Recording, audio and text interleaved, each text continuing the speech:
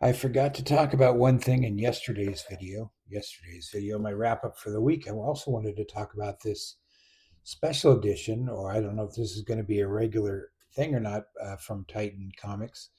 The Savage Sword of Conan Reforged. This is reprints from the original Marvel run of Savage Sword of Conan. At least this first issue is. It is.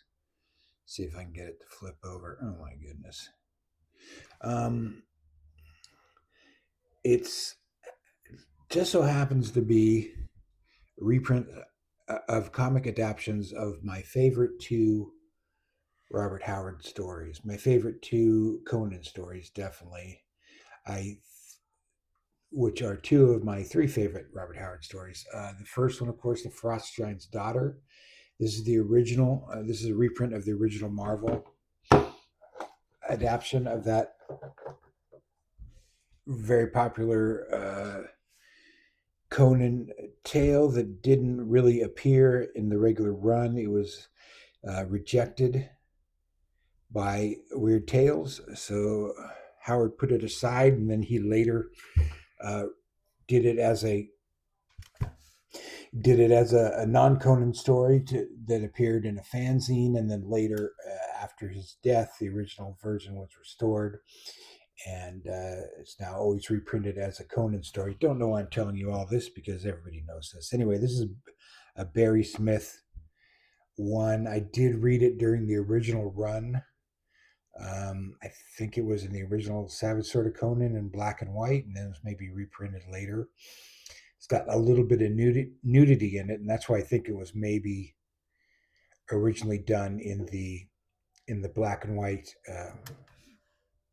Marvel 70 series, not the regular comic book, which would have had been under the Comics Code Authority. And then it's also got in here a poem, which I didn't like. I hope I don't get canceled, but I'm not really a fan of Robert Howard's poetry. Let's see what the poem was called, though. Illustrated version of a poem, just to fill out some pages here. Uh, it's the poem Samaria. Not a fan of it. Anyway, and then the third story is The Tower of the Elephant. Again, adapted by Roy Thomas. Uh, I got to get here to that. I got the Hoopla version, so it just kind of, it's not that easy to navigate through. It is the second time Roy Thomas adapted The Tower of the Elephant, which is, I think, undisputed one of the greatest Conan stories. I think most people put it in their top two or three. And this is the version he did with John Buscema, uh, this is my first time seeing this version.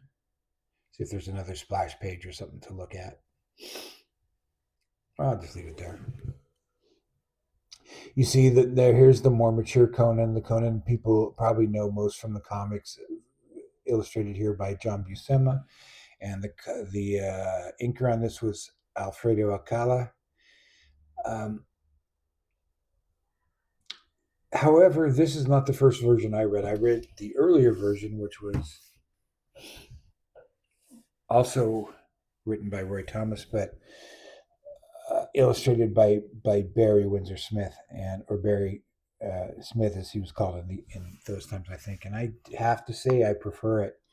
Although I haven't looked at it in a while, I don't know where to find it now. But just I guess I'm more of a Barry Smith fan than a John Buscema fan of that story, at least, and maybe altogether, because I only read those early issues. I think I really like his